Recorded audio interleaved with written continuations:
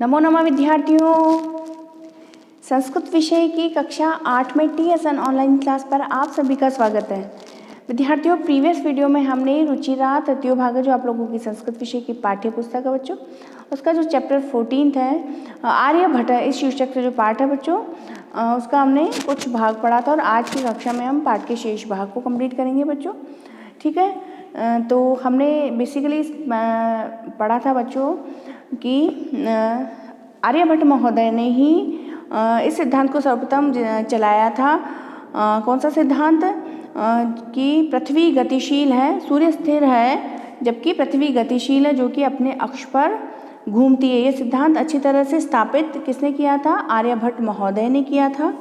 ठीक है, साथ ही में उन्होंने उदाहरण देने के लिए इस प्रकार भी बताया था कि जिस प्रकार गतिशील नौका में बैठा हुआ मनुष्य नाव को स्थिर अनुभव करता है और दूसरे पदार्थों को गतिशील जानता है, इसी प्रकार गतिशील पृथ्वी पर स्थित मानव पृथ्वी को स्थिर अनुभव करता है और सूर्य आदि ग्रहों को गतिशील जानता है।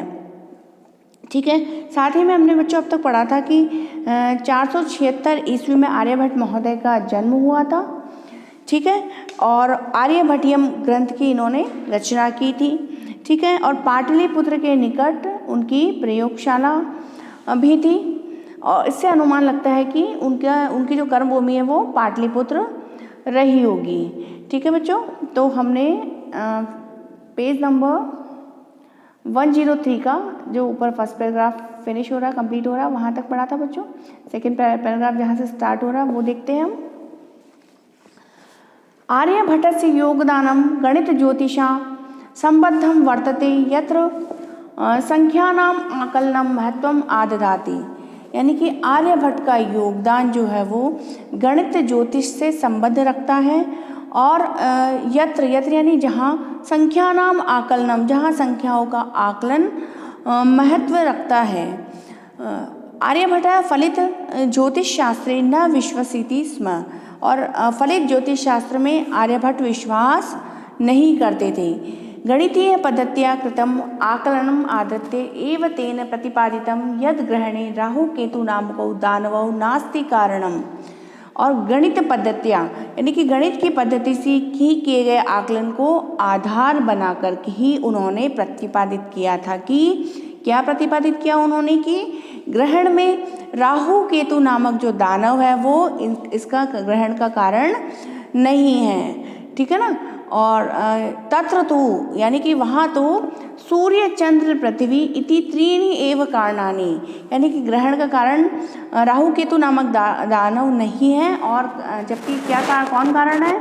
सूर्य चंद्र और पृथ्वी, ये तीनों ही कारण हैं। सूर्यं परितः भ्रमन्त्या पृथिव्याः चंद्रस्य परिक्रमा पथेन संयोगाद ग्रहणं भवति।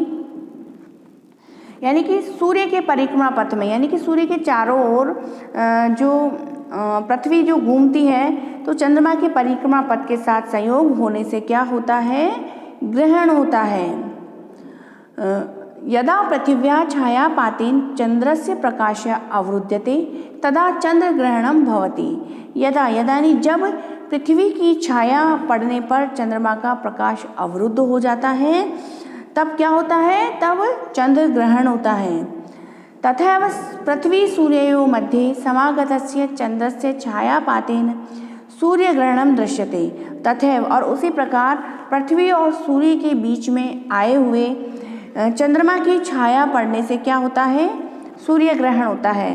तो चंद्र ग्रहण और सूर्य ग्रहण किस प्रकार होता है ये आर्यभट्ट महोदय ने बताया है। देखिए बच्चों, समक्ष में यहाँ पर चित्र में आर्यभट्ट महोदय का चित्र भी चित्रित किया गया है। नेक्स्ट पैराग्राफ देखते हैं बच्चों। समाजे नूतनानां विचाराणां स्वीकरणे प्राय सामान्य जना काठिन्यम अनुभवन्ति। समाजे यानी कि समाज में नए विचारों को स्वीकार करने में प्राय सामान्य व्यक्ति कठिनता का अनुभव करते हैं। भारतीय ज्योतिष शास्त्रे तथैव आर्यभट्टस्यापि विरोधः अभवत्। भारतीय ज्योतिष शास्त्र में भी उसी प्रकार आर्यभट्ट का क्या हुआ? विरोध हुआ। तस्य सिद्धांतः उपेक्षितः, और उनके सिद्धांतों की क्या की गई? उपेक्षा की गई। स पंडितम अन्यानाम उपहास पात्रम जाता, और वह अपने आप को विद्वान मानने वाले लोगों के उपहास के पात्र भी वो बने। पुनरपि यानी कि लेकिन फिर भी तस्य दृष्टि कालातिगामिनी दृष्टा, लेकिन फिर भी उनकी दृष्टि समय के पार देखने वाली थी, यानी कि दूरदृष्टि वाले वो थे। आधुनिक वैज्ञानिकै तस्मिन् तस्य च सिद्धांते समादरः प्रकटितः। आधुनिक वैज्ञानिकों ने उनके प्रति, उनके सिद्धांत के प्रति आदर प्रकट किया है। और अस्मादेव कारणात्, और इसी कारण की वजह से अस्माकं प्रथमोपग्रहस्य नाम आर्यभट्ट इति कृतम्, और इसी कारण से अस्माकं यानी कि हमारे जो उपग्रह का नाम, प्रथम उपग्रह का नाम आर्यभट्ट किया गया। वस्तुतः भारतीय गणित परंपरायाः अथ च विज्ञान परंपरायाः असौ एकः शिखर पुरुषः आसीत्। वस्तुतः यानी कि वास्तव में भारतीय गणित परंपरा और विज्ञान परंपरा के वे एक शिखर पुरुष थे। ठीक है, तो बच्चों आज की कक्षा में हमने आर्यभट्ट महोदय का गणित, ज्योतिष शास्त्र आदि में जो भी योगदान था वो हमने पढ़ा बच्चों। साथ ही में उन्होंने बताया कि किस प्रकार सूर्य ग्रहण होता है, किस प्रकार चंद्र ग्रहण होता है, वो भी हमने सीखा बच्चों। ठीक है, और अब तक आप जान ही चुके होंगे कि दशमलव पद्धति आदि के प्रारंभिक प्रयोक्ता भी आर्यभट्ट थे। उन्होंने गणित को नई दिशा दी थी। ठीक है, और साथ ही में बच्चों जो गणितीय गणना पद्धति के द्वारा आकाशीय पिंडों की गति का प्रवर्तन भी प्रथम करने वाले प्रथम आचार्य कौन थे? आर्यभट्ट महोदय थे। ठीक है बच्चों, आज की कक्षा में बच्चों इतना ही। अगली कक्षा में हम फिर मिलते हैं बच्चों, तब तक के लिए शुभम मंगलम।